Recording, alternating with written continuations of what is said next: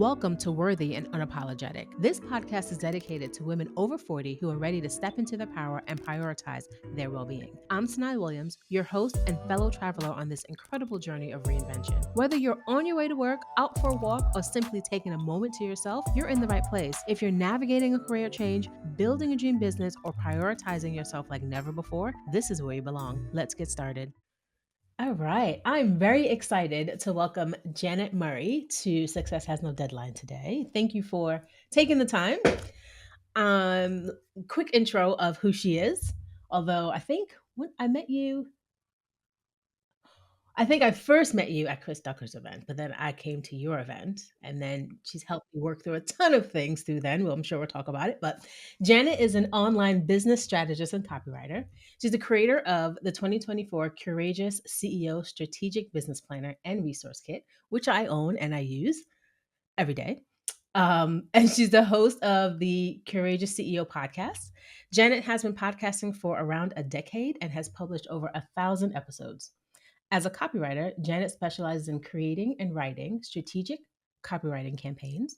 Strategic copywriting is about publishing the right content at the right time to achieve specific goals, which is why it's typically more effective than other boring content approaches, I would say. She's also a keynote speaker and has spoken on big stages around the world.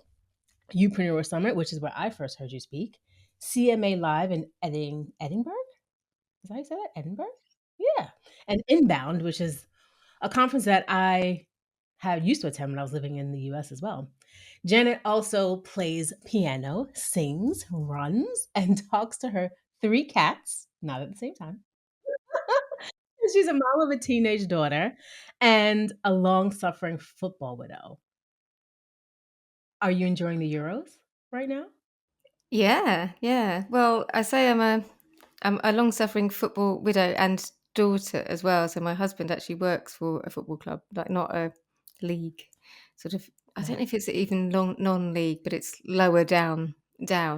But and my dad's a massive football fan, so I've had no Oh, choice really, but to football has always dive been a into it. big part of my life. Yeah, so it's exciting. And actually, just as we were just talking before we went live, I was just saying, so I have this choir, and we specialise in singing at running events, and we actually got a call from the BBC just as we we're about to go live, asking if we could do a gig on the radio singing like kind of more football related, which we don't normally do, but I just said yes to, and, and was just saying to you, oh my god, now I've Yeah. got that moment where I'm like, hi everyone, can you be at this place at 7:15 tomorrow to sing 3 songs we've not sung before, but don't worry, I will provide you with the backing tracks. And yeah, so It's I'm all sure we gonna get come into that. together. I, I I love very it. much am of the say yes and then figure it out later school of thought with Exactly. most things. Yeah.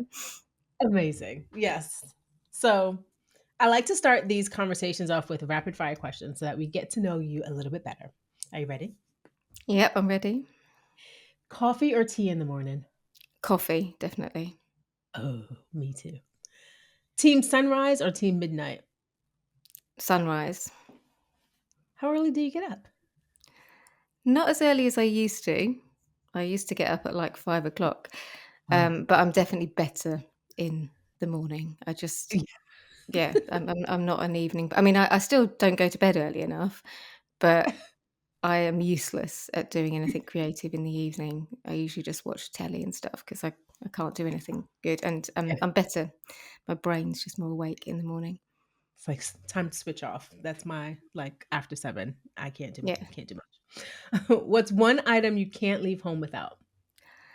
My headphones. So I have these like Bose, is it Bose? Bose? I don't know how you say it, but Yeah. I have these Bose headphones that I absolutely love. I got them about, maybe it's about 6 months ago after my AirPods. I only had like one working for like a few years. And basically I just wear them all the time, and my family I've got different headphones on now. These are my podcasting headphones, but my family get really fed up because basically I've always got headphones on all the time because I'm always listening to something, to music or a podcast. Or I just actually like, I didn't realize until I got these headphones how noisy planes are, and lots of places are. Oh, I didn't realize that actually sometimes it's just nice to wear headphones to cut out background yeah. noise. So yeah, and I often think like this, that's my only possession that I'd genuinely be really gutted if I lost or they got broken, and I'd want to replace straight away.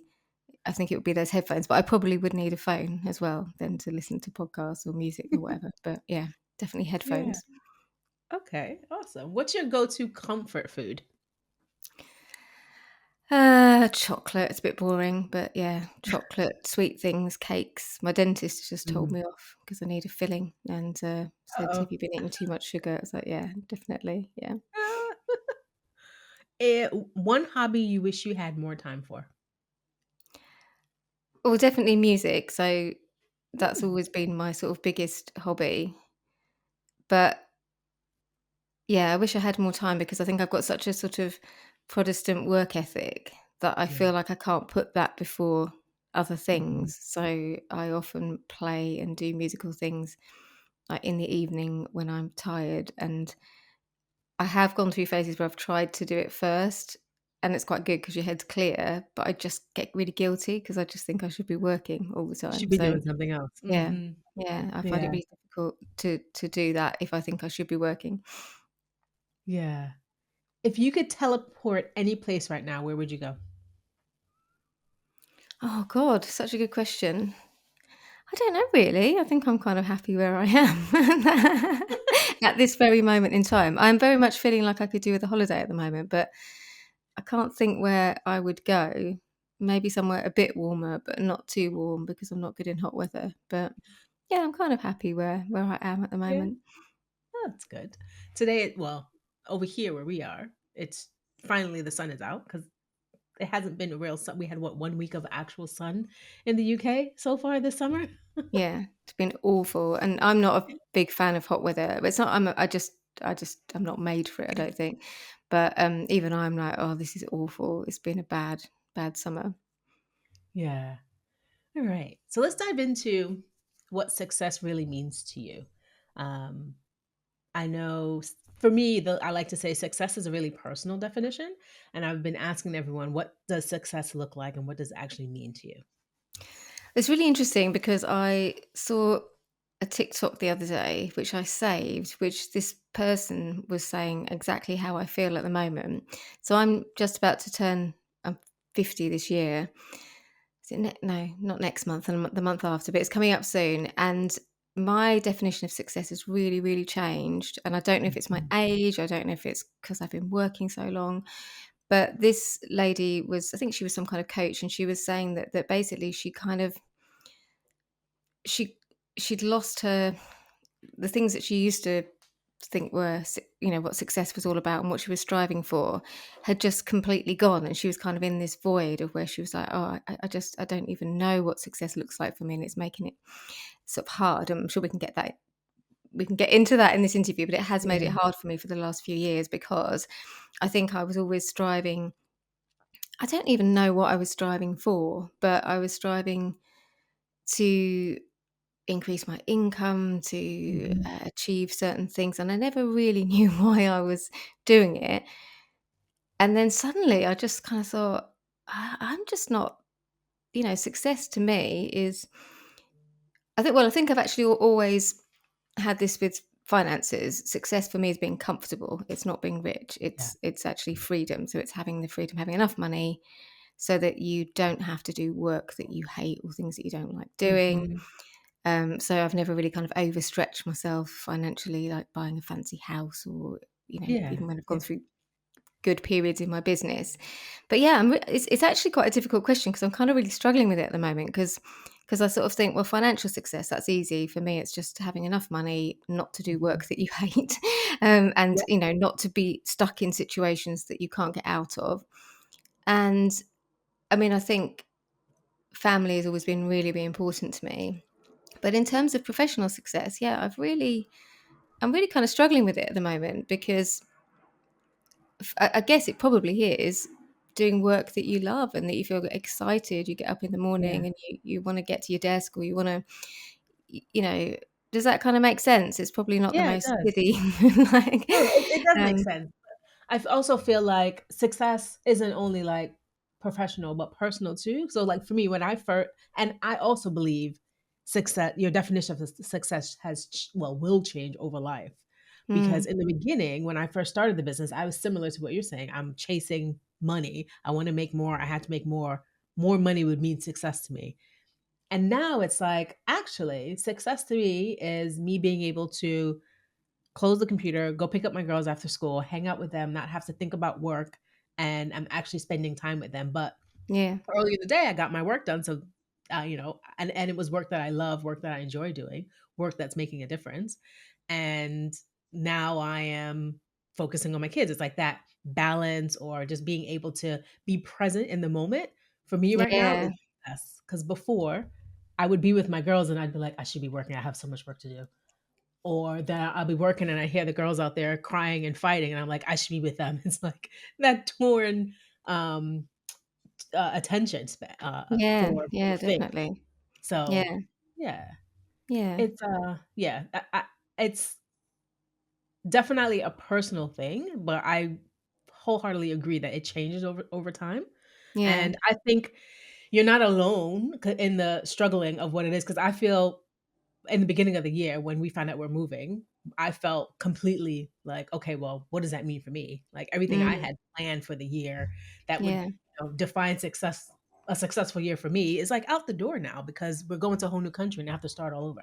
And I still don't feel like I'm still like solid in saying at the end of the year, oh, this was a good successful year for me.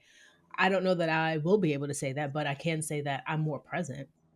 Yeah. And I So, think I've realized now that often my success seeking was about external things. It was about how other mhm. people might perceive me. And I'm finding as I'm getting older, I'm just less interested in that because you realize that it doesn't really Yeah. I don't matter. care what they have to Um, say. I don't care what they yeah. think. Yeah, it doesn't really matter whether other people think you're doing well or not. I also think I felt a bit more like I had things to prove because Mm, I felt as a child, I always felt like I felt I was a lot smarter and a lot cleverer than people gave me credit for.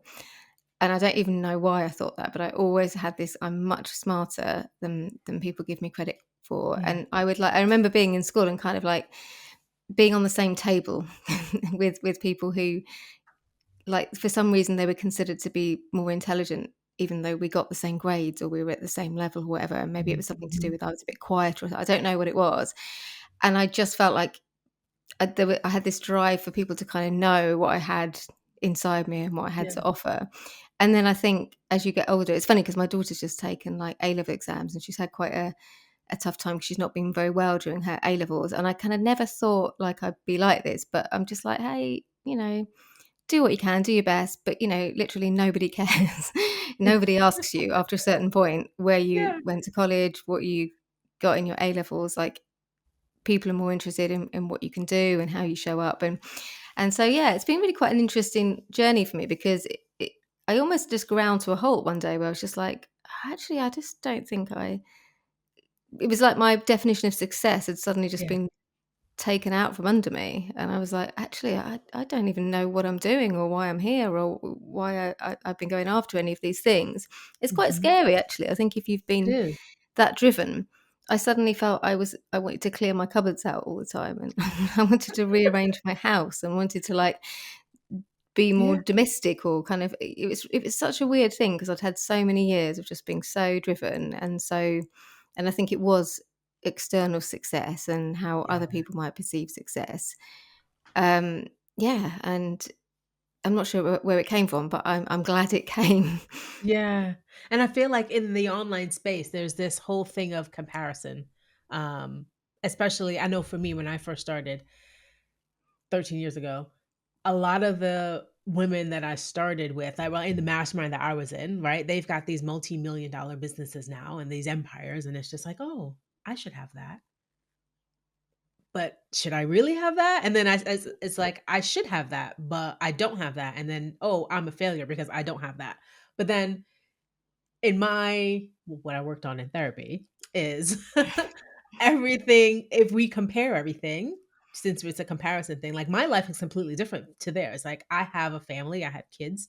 I've lived in now 3 different countries, and the paths that we took are just different because a lot of the women that I started with are now looking for like to start a family and to do all that. Like they've had their business and now they're looking to do all that. And there's no right way, there's no Mm, wrong way. But for me, I think I got caught up in comparing myself and beating myself up because it's like I should have this, and I've felt like I've always been in a race to get there instead of mm, actually looking at what I was doing. And then it was interesting because I had a conversation with my husband yesterday or the day before, and I was like, I feel like everything that I've done in my business doesn't really mean anything. Like I feel like I don't mm, have anything. And he's looking at me like, what are you talking about? You have a company that provided like the freedom for me to be with my kids, which is why I started, why I left corporate, so I can be home, be with my kids. It provides a lifestyle and money to the family. But mm, to me, literally looked and felt like nothing. mm.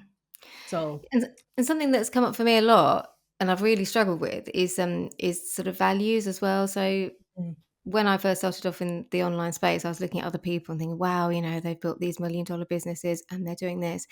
But then when I got into it and I saw like what they had to do to exactly. achieve those results, because obviously I know how to run a launch inside out. I've run, really Yeah. successful launches, but I had this thing about getting to the million for ages, and not because I need to get to a million or I need that Yeah. money. I've got, Exactly. I'm perfectly comfortable. I've got what I need, but it was more like, oh well, that's what other people.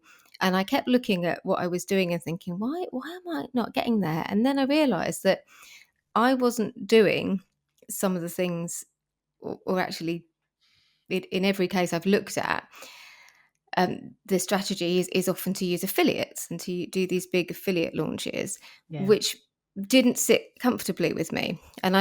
I couldn't even put my finger on what it was that didn't sit comfortably until I really started to understand it. But basically, I was being sold affiliate things when I first got in the online space. And Yeah. basically, you had this kind of influencers. So you'd have your top influencers in every kind of industry, and then they'd be selling other people's programs. Yeah. And a lot of the time, or some of the time, they hadn't even taken these programs. Sometimes they had, but Yep. sometimes they No. hadn't. Mhm. It was I remember a friend telling me, "Oh, I get $1,000 per go for selling this program." And I'd taken this program and I was like, well, it's okay, but I wouldn't be you know, Yeah. evangelizing about it. Yeah. It was useful, but and and then I started to learn that some people were sort of taking these programs and then they were like actually able to earn more money by selling someone else's program. And none of that sat well with me because I'm like, well, I'm in business. If I'm going to sell people training or consultancy, it's because I want to help other people be successul in their Exactly. Mhm. business. I'm not looking to sort of capitalize and take a share of their profits. If you see what I mean. Yeah.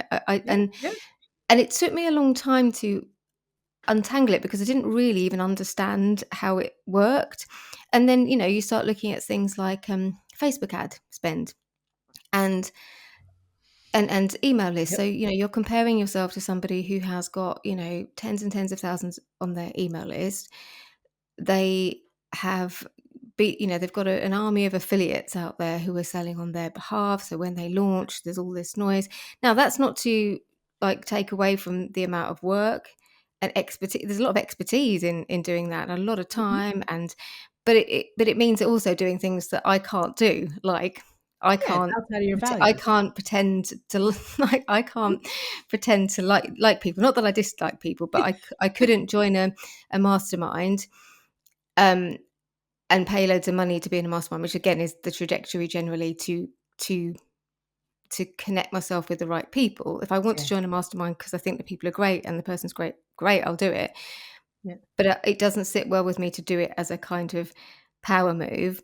Yeah. And then it really doesn't sit well, if somebody isn't my cup of tea, or like the idea that I'll be polite and pleasant to them, but I would keep my distance. That the idea that I might have to kind of suck up to people or be friendly with people that otherwise I wouldn't associate with. All of that is just completely out of my Mhm. moral. And it's not saying I'm like a great person. It's No, literally, it's yeah. just I just can't do it.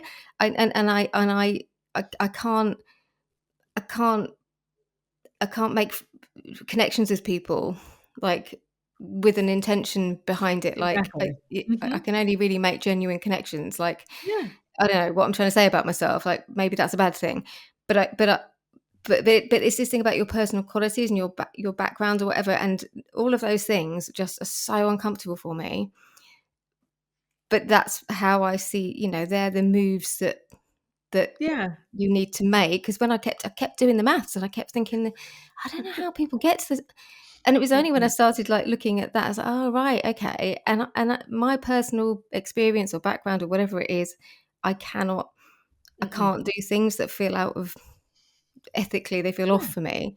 it's not in So alignment. Yeah. yeah, I and sorry, you were going to say? No, I'm just saying you're not alone with that because I feel the same. I have only ever promoted someone's work that I have done. Like, I can't just blindly say, "Oh, yeah, give it to me. I'll send it to my list," because I met you once or twice. That is completely not in alignment with my values, so I get what you're saying. Yeah. And then also, to that point, a lot of those people that were doing that, I haven't seen there used to be these different seasons of these big launches. I haven't Yeah, seen yeah, them happening in the last few years. yeah. So, that's the other thing. It's like, I wanna create something that's gonna last and be Mm. sustainable, and that model, in my opinion, is not that sustainable because you're really building it off of other people, and once those other people say no, you really are stuck because you don't have a way of doing it on your own. Yeah, and I feel like it probably takes away in the short term, it will generate income, but in the longer term, it takes away your agency and your freedom Yeah, because you might be having to maintain connections with people that otherwise you might not want to, or exactly. you might not agree with their business practices. It means that you might have to keep clients in your circle that actually maybe aren't quite the right fit for you. Yeah. Um, and I'm all about, particularly with women as well, building your own business, your own assets, your own intellectual Mhm. property in the long term, that's going to be better for everyone. And, not sort of building a business. I mean, yeah, for some people that might be, maybe they do want to sell other people's stuff or whatever, but actually for someone who wants a sustainable business and, Yeah. they want to use their own expertise or their own intellectual property or whatever, that's what I'm much more interested in. But I think, I mean, it's probably not really I think the other, well, no, I think it is relevant. So, but the other thing that I got very tired of is like there's quite a lot of toxicity as well. Yeah. And so even when I was expressing some of these views, I had some trolling, not like really bad trolling, but like, people coming onto my social media accounts and saying I couldn't say the things that I was saying. I wasn't saying anything about anyone in particular. I was just Yeah. talking about the industry. And I even things like it even happened to me recently. It hasn't happened to me for ages because I've kind of kept a lower profile. But I wrote something recent. People thinking that you're writing stuff about them. So you might write an article or a post Yeah. about. For me, it's trends. It's usually I'm noticing that I'm experiencing like certain things are happening or certain and I would always. I'm a journalist by trade. So I would always like but I would just wouldn't go and write a post about an individual, just that's toxic and Right. horrible. Yeah. But having people approach you and say, "Oh, you've just written something about me," and I'm like, in what world would people be like thinking that other people are writing about them and stuff? And like this happened to me recently, and I almost wanted to say to the person, but I didn't. I just said, "Look, I don't know what you're talking about, but if you're thinking that people are writing stuff about you and you're reading things and think it's about me, one, what are you feeling guilty Yeah. or troubled about? But two, this is how that industry gets you. Like this is the exact example of the toxicity. So you become Yep. paranoid and you become, Yeah. worried about what other people are doing and overly concerned with what other people are doing rather than what you're doing. Yeah, what you And I can should see be you're doing. nodding away, but it can be quite a toxic industry. And I really felt like I needed to back away from it because my values just weren't in alignment with any of it really. Yeah. No, I'm here with you. I've left it many times, but I get sucked back in, but I think I'm officially like, close the door, moving on to what's next. Well, I also think as well, though, there's not enough of these types of conversations because, funnily enough, I've been thinking about doing a new podcast series myself, and I think a lot of the content becomes very, oh, look at me, I'm so brilliant, like Mhm. all the things I've done amazingly. When actually I find it really helpful to hear about people's failures, particularly in business, because most Yeah, people who are successful in business have had multiple failures. They've and made they loads of don't talk about mistakes. that. But people don't talk about that. It's all how Mhm. brilliant I am and how amazing I am and how many clients and how many Look be at what I have now. yeah, and behind the scenes. So there's also like a sort of lack of that genuine, it's a bit of a buzzword, authenticity, but you know what I mean? That Yeah, sort yeah, of, yeah, and you think, oh, is anyone real here? Like, is anyone, what I just want to sit down and have a really good conversation because it can feel really, really lonely. And also because I'm mhm, very professional, I've had something going on recently, which has been awful. But because I'm always like very professional, like, and I wouldn't like share that. I wouldn't get on social media and go, oh, this thing's happened. It yeah, can feel really, really lonely, but it can also feel in a toxic environment. It can feel hard to find people that you can trust and that you can kind of yeah, you can talk about. Anyway, we're possibly getting off the off the yeah. topic here, but It's but always yeah, good to talk about, but can you so I know that you started working, I know you were a journalist at one point in time. I believe you yeah, were a teacher at one point in time.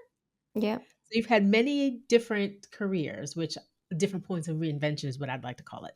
Can you tell us a little bit about one pivotal moment in your career that kind of helped you shape like where you are now and your view of success? Yeah, it's interesting. I was thinking about this when you sent the questions over. So I don't tend to think too hard. I think maybe that's a good thing.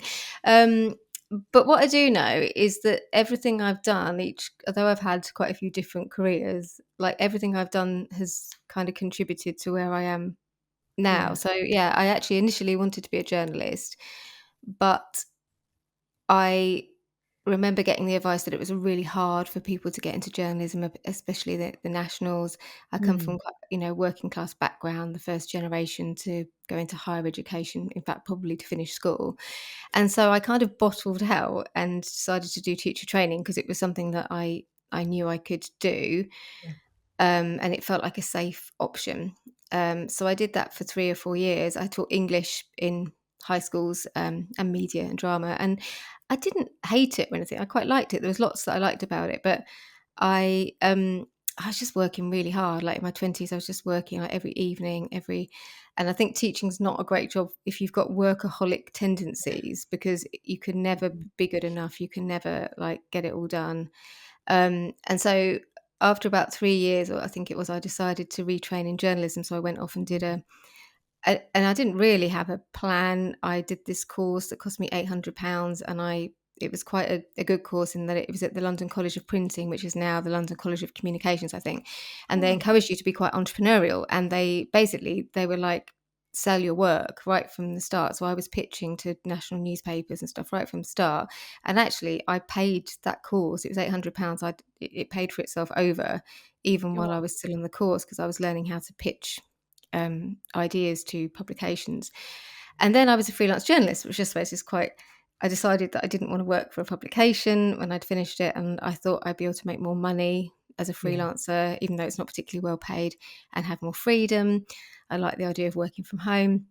So again, as a freelance journalist, it's really entrepreneurial because basically you don't if you don't pitch ideas to editors, if you can't get to what it is that they want. It's very similar to business. If you can't Yeah. get to the heart of what it is that they want, you can't pitch it, you can't get across your idea like in the first sentence or whatever, you don't work, you don't get paid.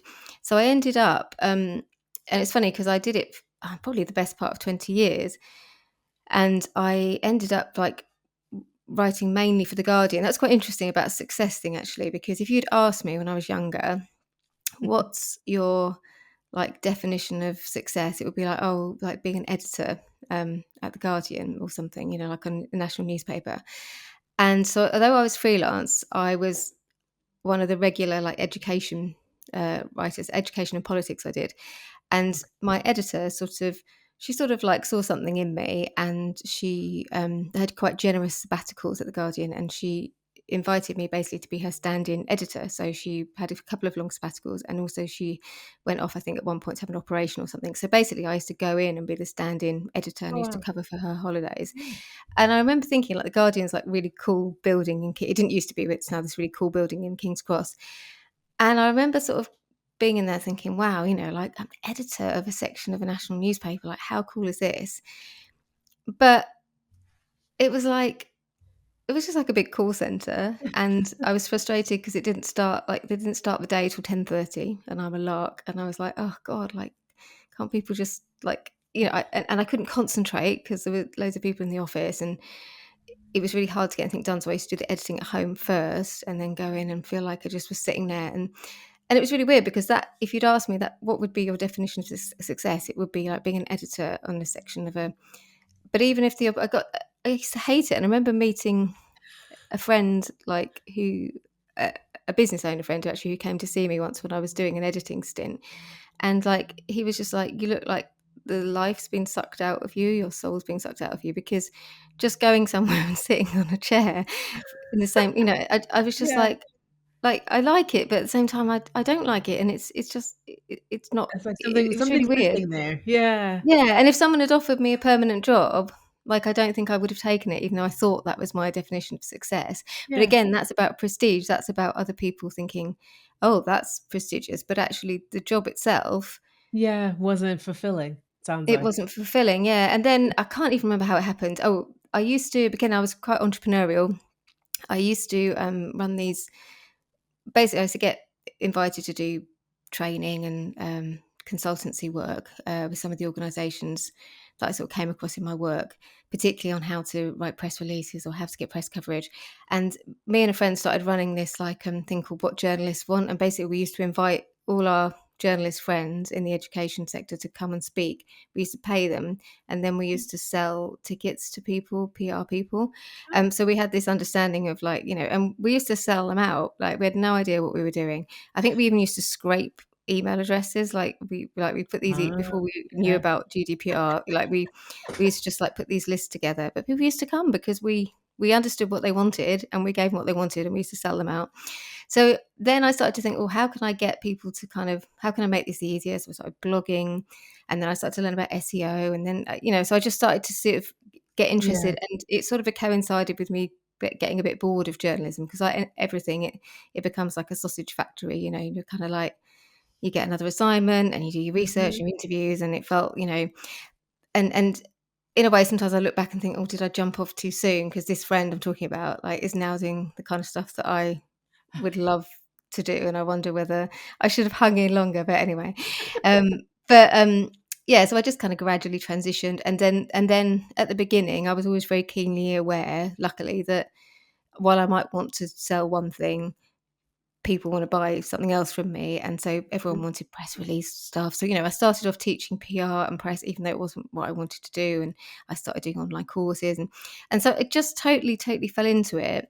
I was for a while. I lectured in journalism at a few universities. I enjoyed that, but I enjoyed one day. I was at Goldsmiths, London Met, various other places, but I didn't want to be employed. Like, I Yeah. couldn't. I could have done that. I could have been probably professor of journalism or something. But again, I couldn't stand being like in the same place. And so yeah, and then so gradually my business, the actual focus of my business is pivoted. I started off not wanting to teach press or PR. No journalists want to do that, but like, that was what people wanted to buy. And then gradually I pivoted into marketing, and there's been so many Yeah. iterations. Evolution, reinventions. Yeah. Yeah, but yeah, does that kind of answer that question? I can't even Yeah. remember what the question was to start with, but that's how many different careers and pivots I've had. Yeah, and now I recently you shifted your business again because you were looking to get rid of the planner? Yeah, so by accident, I started this planner. I just kind of thought, and again, it was back to my journalism, because I was thinking about when I was a journalist, one of the things about being a journalist is being timely. So my editor used to say, "Why do people need to care about this now? Why do we need to do this story?" In fact, the phone call that I had just before we got on this was basically, England have just got through to Yeah. the final of the Euros, and BBC Radio are thinking, we need to get some people singing about, and I know how that all works. It's all about, they wouldn't be interested in us singing next week. It's just because it's football and, like Yeah. it's all about timing. So I kind of thought, and as a journalist, I almost it was like a walking calendar. So I was always thinking about the next thing. So I was always thinking about the next, not Mhm. awareness dates so much as just things that were coming up that we would call it a hook. And I thought, wouldn't it be amazing to have something like that for business owners? Because business owners are often saying, Yes. oh, we don't know what to post or whatever.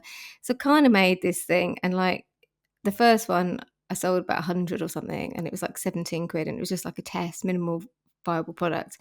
At the height of it, I was selling like over 3,000, Oh, and wow. then there was an event and all sorts. So I am looking to. I think I'm going to do a couple more years of it, because it's gone on for longer and grown a lot bigger than I thought. And it's changed as well because it was a content planner. And one of the Yeah. things I found really frustrating was that people didn't make the connection between the content they're publishing and their business strategy. So it's now a strategic business planner. And I've actually reduced the number that I sell, but put the price up and included more stuff. Um, so yeah, I just kind of, I think there's a part of it getting easily bored, but also I need to keep myself interested in it. If I was just selling the same thing, and I Yeah. wasn't like bringing in new things that I'd learned, um, then yeah. The other thing as well in recent years, and again, the thing is, I reached a period of like just burnout. Really, I was just the other thing we didn't touch about this in the online space. I think is really relevant is that it's not for everybody, and doing like launch after launch Mhm. after launch and being online and being visible and being on video, like it actually after a while it starts to really wear you down. And I think I was at a point where I was just like so burnt out. I couldn't face doing videos. I couldn't face posting anything. I was just like done. And I think a Yeah. lot of online business owners who are very visible, they reach that point where so at that point, I fell back on my writing skills. And so I started doing strategic copywriting. And so I write, yeah, I do it alongside my other work, but I do, marketing campaigns, write courses for people. I've just done a testimonial campaign for people, Yeah. for somebody. So it's all kind of very strategic, and it's all about creating things that are going to help people make more money, or Yeah. kind of increase sales from a particular product or service. And that's great. And I was so pleased to be able to fall back on that. But I think I'd say I'm still in a period now where I'm trying to figure out like what my next move is. Yeah. Like I've got a Yeah. new Yeah. decade coming up, and that's hard. It's hard to be in that kind of almost like no man's land, no person's land kind of thing. Yeah. Yeah. Yeah. It's just like you're going every day, but like for me right now, it's like I'm taking it day by day, but I don't really have a big plan anymore because Yeah. of life. Um, so how do you deal with like the guilt or pressure of like basically society says you should be doing one thing, but you have these personal aspirations and personal dreams. How do you deal with it when everything's not going as you expected? Um, I'm just trying to think. I think I found the last few years hard in one way, but really nice in another way because I've totally like changed my definition of success, and I've been a lot more Yeah. just I found a lot more happiness in things like, just doing my garden or never used to do any gardening or, just like cleaning out my cupboards or, like I found a lot of pleasure in sort of simple things. But there's Yeah. always been that nagging thing at me where I'm like, just like you actually, and I often say this is advice I often give to clients is you can't force it. So if you're Yep. doing a pivot and you can kind of feel that it's brewing that you need to change or but like it doesn't always conveniently all come together. Mhm. Mhm. So, and I've actually probably been in that stage for a couple of years when, you know, I Yeah. always have to remind myself of this. It's like, just focus on what's the easiest way to make money in a way that, is going to give you as much pleasure Yeah. as possible and be as bearable as possible while you're waiting, because I find it doesn't always fall into place at once. So it's just like, your best thinking right now. But I do find it very uncomfortable. And actually earlier this last week, actually, I was feeling really down because I just felt like I'm waiting for this thing to land that's going to bring, I've got all these ideas like Yeah. that are coming together, and I'm waiting for it all to land. And I know it will. I know it'll come, and I'll just wake up and I was having a terrible, awful things happened last week, like quite personal things. So it was just a bad week, and then I sprained my ankle, and it was just like I was like, oh god, this is just like awful. Like it's like the universe doesn't want me to. And then this week was better. You know, I got inspiration about a few things, but I do find it really uncomfortable because especially when you're pivoting or transitioning, the ideas don't all come at once and it doesn't Yeah. all hang together at once. And I see it with clients all the time. And I'm great at reassuring clients, hey, it's okay, just kind of go with it. Yeah, yeah. Um, and at the same time, I've got this other thing. So I started this choir, the Singing Striders, which was just a little idea I had about having a choir at Park Run at Christmas. And then suddenly we were performing at the London Marathon. And I feel frustrated because I've started a community interest company for that. And I just want to create more time to work on it. Yeah. At the same time, I've got to make a living, and I don't want to neglect my clients. Um, Mhm. so there is a lot of sort of discomfort, and I think what I tend to do during those times is I tend to read a lot and listen to podcasts, and I kind of actively look for inspiration and just Yeah. listen and learn and whatever. I don't know kind of how helpful that is, apart from just saying it's horrible and it's It's uncomfortable. but it's relatable, and it doesn't make you well, it doesn't make me feel alone because I feel the same. It's like, I just need to figure out what I can do right now that makes me feel good. And then I've always had the saying in my head, it's like, things get worse before they eventually get better. Yeah, Like all yeah, the and I think breakdowns before the breakthroughs. yeah, and I think even with my choir, like I had this, this amazing idea, and I just executed it really quickly. And then we had all of this interest, we were all over the BBC when we sang at London Marathon, London Landmarks. And then I remember speaking to my cousin, who's a advertising super brain and has worked with loads of big brands. And he was like, oh, you could do this and you could do that. And it's amazing, whatever. But I was like, where am I going to get the time to do all of that? And for me, I like things to neatly line up. And I think that's part of the discomfort, especially if you've got an entrepreneurial brain, like, so you get ideas and you just go with something and you've got one bit of it working really well, Yeah. but then you're like, how do I get this all to join up? And I find that really, really difficult. And I've also had recently as well, so as I was saying earlier about journalism, like it's a completely different industry now, and there's so many less opportunities. But sometimes I'll see people doing things and I'll be like, oh, maybe if I'd stuck with it, I'd be doing that now. And I would have loved to do that.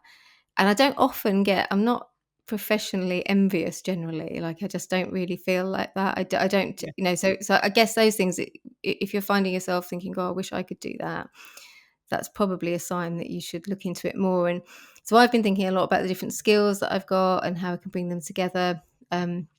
Well, because I've been podcasting for years. I started a podcast like before all the celebs got onto the bandwagon, like I don't know, probably a decade now or something. And I had like the top marketing podcast for ages, and I didn't have that much competition. It'd be really hard to have that now. But um, I love like investigative podcasts, and I often Mm. find myself thinking, Mhm. oh, I wonder if like I could start to do investigative podcasts, or I always used to want to write a novel. I Ooh. wonder if I could write a novel, and like you can't do everything, can you? And so I spend a lot of time still probably beating myself up.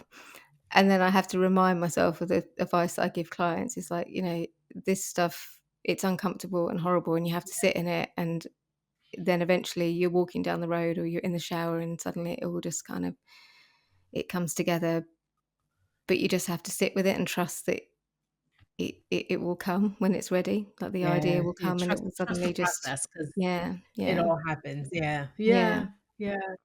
Oh, yeah. I feel like part of like so an oh shit moment for me when I first started the business, I would just, you know, put everything out there, trying to figure out how to make it work, how to make it work. And then again, looking at all these other people that are posting on social media and getting clients, or, going to networking events and getting clients. And it was a little bit harder for me because in the beginning, I didn't know one, how to really sell.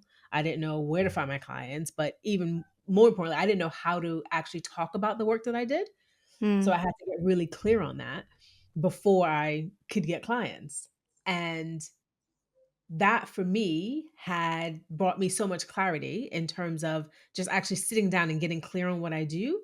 But then looking at the other people, a lot of the other people that seem like an instant success, when you look at the careers that they had before, a lot of them were either marketing professionals or sales professionals. And it's like they had all these skills that they Yeah. brought with them into their business, but no one tells you that. And for me, it's Mm. like, I'm looking at this person, I'm like, well, we started at the same time. Like you started from zero, I started from zero, the same month, same year, and you're in like Mm. a year have like a seven, or you're making like 250,000 already. How? But no one really tells you, oh yeah, she's sales and she's got all these connections and she's got all this and all that. So that for me, it wasn't, when I realized that, it was like, oh shit, I'm starting from a totally different place than you, but I'm comparing myself to you, Yeah, yeah, yeah, making myself feel like shit for the whole yeah, entire time, when it's yeah. like, yeah. So one of the things that I had to really learn is to stop looking at what other people are doing Mm. and really just focus on my own journey Yeah. and know that I have the answers inside and I need to trust myself. And I think it took me a long time to figure that out. Um, Yeah, and also I think we've talked about it a lot, but but just accepting your own personal strengths and also weaknesses yeah, as well. You know, I have some clients who they desperately say they want to have online businesses, but they don't want to get online, and it's not a case of, yeah, oh, I just need a bit more experience, like, and yeah. I'll be feel better about doing videos, or like they don't want to do it, and like they don't want to turn up and do blogs. They don't want, and I'm not. That's no shade to them at all. Like that's fine, you know, Yeah, yeah, but it's also kind of accepting, you know, it was like me with my thing about being, you know, ethical this and that, but like I literally can't do it, yeah, and I would sometimes try things or I'd stray into things where I'd be like, oh, this doesn't feel right to me, and I feel all off, and just kind of going, "Do you know, it's okay for you to be like that. It's okay for you to." Um, I also think it's really interesting. So I used to speak at lots of marketing events, and I probably shouldn't say this because but I have like, and for ages that was a real aspiration of mine. But I realized that like I, at the moment I have no interest in speaking. It would have to be a really, really like yeah. special event Hmm. for me to want to go and do it. Because again, I realized that often it was great for prestige, but actually for sales, like there were other things that I was doing that were so much More better for effective. sales. Yeah, yeah. And I would often, you know, I literally stayed up all night once, like practicing my talk because I used to, because I really used to like care about giving a really, really good talk, and I did like training in it and stuff. But like, you know, that's not healthy to stay up all night practicing it, so that you can do it off by heart. And the the sort of like what I would get as a result of that, and then you'd have all these people like kind of coming up and saying, "Oh, like, can I get a selfie with you?" and stuff. It was weird. Like, and I was just like, because I've never Yeah, been somebody that's you know, some people like want to be famous or they want to be yeah, I think it's not anything I would ever want. But I think I found it quite confusing, like for the first, because I didn't really know what I wanted. Like, and I was thinking, oh right, well that's the next thing. Oh right, well that's what you're speaking, supposed to do. yeah, Yeah, and I love yeah, speaking. I absolutely love speaking, but I wouldn't want to speak at, you know, it would have to be a really special event because I just find, I don't know, I feel like I just don't feel I fit in, and I probably never fitted in, and I probably wasted a lot of time sort of, you know, trying to be part of communities that weren't, you know. And something I've been mulling over actually is kind of like, with my courageous CEO thing, something I keep coming back to all the time is like, what sort of network would I want to be part of? So if, say, for example, I was going to yeah, create the courageous CEO like network, like masterminds, I don't like masterminds because they're usually full of people who are just, they're not really there.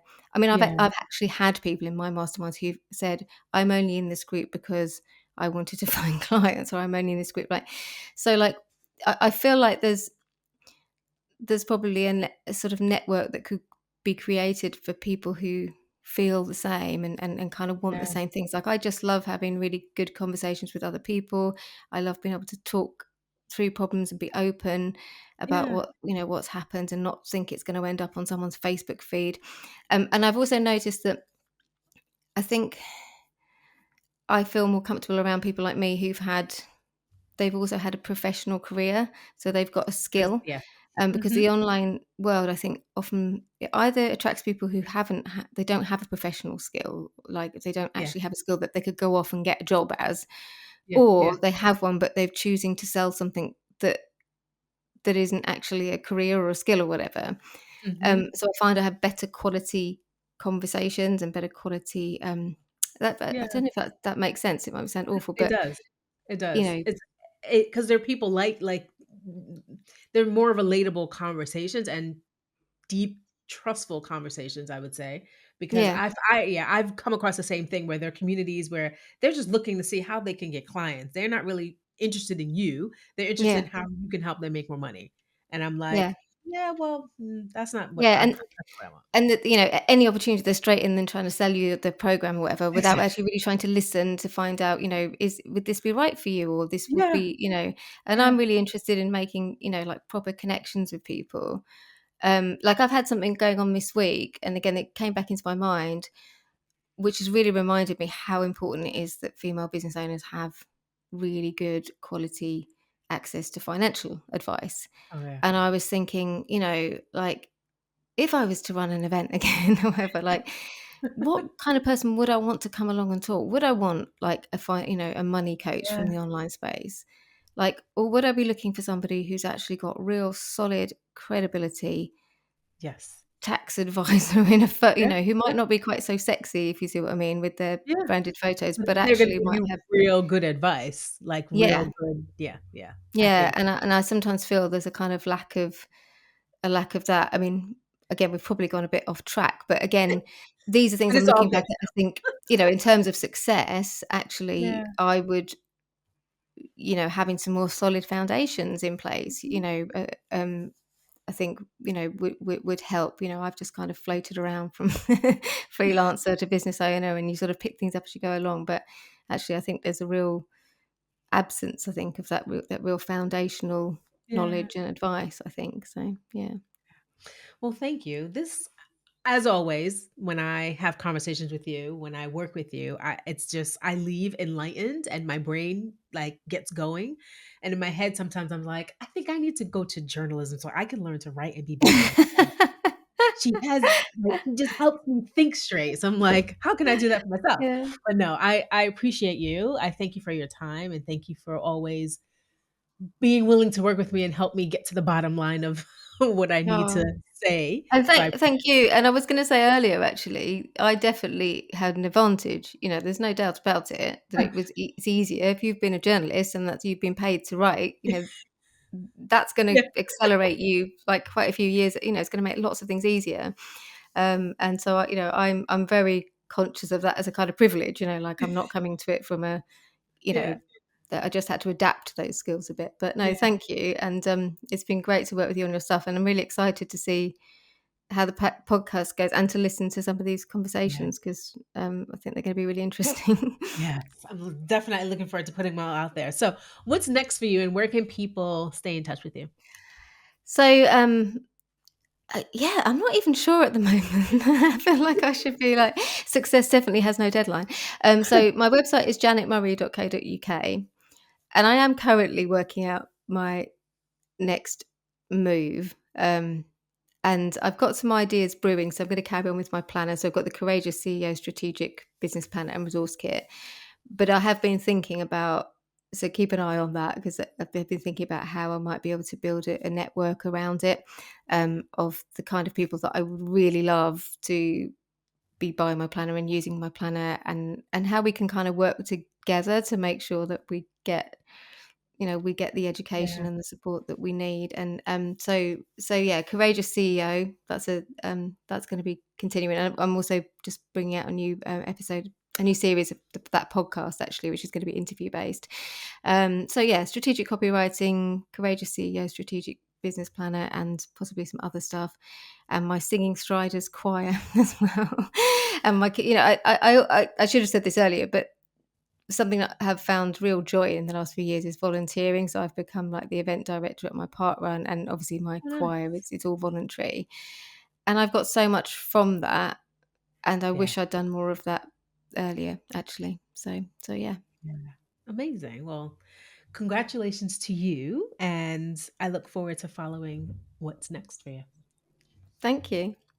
Thank you. Thanks for tuning in to Worthy and Unapologetic. I hope today's conversation inspired you to take the next step on your journey. Remember, you're worthy of success, happiness, and self care, no matter where you are. If you enjoyed this episode, please subscribe, share it, and leave a review. Your support helps us reach more women ready to step into their power. Until next time, stay unapologetically you and keep prioritizing your well being. Your journey matters. See you in the next episode.